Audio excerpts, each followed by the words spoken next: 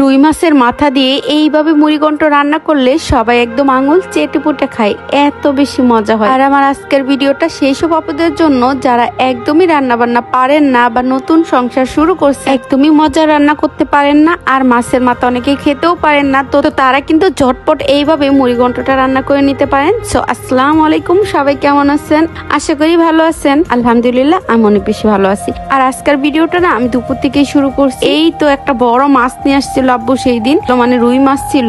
তো যাই হোক, একটা না দুইটা মাথা ছিল আমার মনে নেই, কারণ এই ভিডিওটা বেশ কিছুদিন আগের, বেশ কিছুদিন না প্রায় অনেক দিন আগে। তো সময় আর এডিটিং এর অভাবে ভিডিওটা শেয়ার করা হয় নাই, ভাবলাম আজকে আপনাদের সাথে শেয়ার করি। তো যাই হোক, এই তো দেখেন প্রথমে কিন্তু মাছের মাথাটাকে সুন্দর করে ধুয়ে নিয়েছি আর ছোট ছোট টুকরো করে কেটে নিয়েছি। আর প্রথমে কিন্তু একটু লেবুর রস দিছি, কারণ বড় মাছগুলাতে কিন্তু দেখবেন একটু বেড স্মেল থাকে। তো এই স্মেলটা দূর করার জন্য অবশ্যই একটু লেবুর রস দিবেন, মাছ কিংবা মাথা যাই হোক না কেন, তাহলে আর স্মেল টু স্মেল কিচ্ছু আসে না, মানে বেড স্মেল গুলা। তো যাই হোক, এই তো মাছের মাথাটাকে সুন্দর করে হলুদের গুঁড়ো, মরিচের গুঁড়ো, লবণ দিয়ে মেখে এই তো তেল দিয়ে, সামান্য তেল দিয়ে আর কি ভেজে নিচ্ছি মাছের মাথাটাকে। আর জালটাকে একদম মিডিয়াম টু লো আছে রাখছি, তাহলে মাছের মাথাটা একদম মুচমুচে হয়ে ভাজা হবে, তাহলে খেতেও ভালো লাগবে। আর এই তো ওই পাশে আমি মাছের মাথাটাকে ভাজতেছি, আর এই পাশে কিন্তু আমি মানে মুড়িঘন্টটা বসানোর জন্য পেঁয়াজ মরিচ ভেজে নিচ্ছি। পেঁয়াজটাকে হালকা কালার করে ভেজে নিব। আর এই তো পেঁয়াজটা হালকা ভাজা হলে এর ভিতরে আমি কয়েকটা রসুন দিয়ে দিলাম। তো যাই হোক, আমি মুড়িঘন্টই রসুন দিই, খেতে ভালো লাগে। তো যাই হোক, এখন একটু বাটা মশলা দিয়ে দিলাম, মাছের বাটা মশলা আর কি।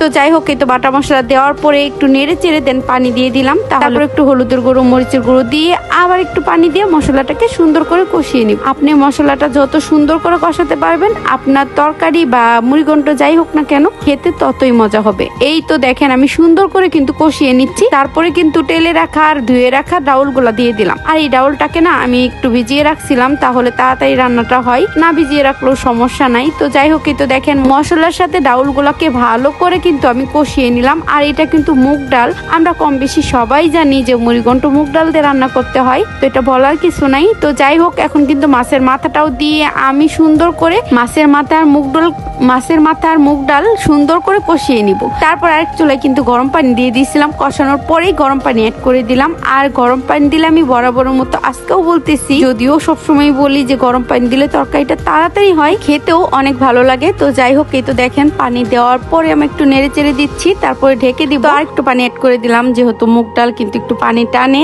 আর মাছের মাথা তো একটু সিদ্ধ হতে হবে ভালোভাবে। তো যাই হোক, এই তো দেখেন এটা কিন্তু হতে বেশিক্ষণ টাইম লাগবে না, মুগ ডালটা আমি যেহেতু ভিজিয়ে রাখছিলাম আর তেলে নিয়েছি। তো এই তো দেখেন আমার তরকারিতে কিন্তু অলমোস্ট প্রায় হয়ে গেছে, এই তো বলক উঠছে। তারপর আমি ধনেপাতা দিব, এগুলা যে সিজনাল ধনেপাতা গুলা পাওয়া যায়, ওগুলা দিলে অনেক সুন্দর ফ্লেভার আসে। যদিও এটা ওই যে পাতা পাতা যে একটা ধনেপাতা আছে না, ওটার নাম কি আমি ঠিক জানি না, তো ওইটাই দিছি, ওইটার ফ্লেভার একটু কম, আমার কাছে তেমন ভালো লাগে না। তো যাই হোক, এই তো দেখেন ফাইনালি কিন্তু আমার মুড়িঘন্টটা রেডি। আর এই মুড়িঘন্টটা খেতে কিন্তু অনেক বেশি মজা হয়েছিল। আর রেসিপিটি যদি আপনাদের কাছে একটুও ভালো লেগে থাকে, তাহলে একটা শেয়ার দিয়ে দিবেন আর আমার পেজের সাথেই থাকবেন। সবাই ভালো থাকবেন, আল্লাহ হাফেজ।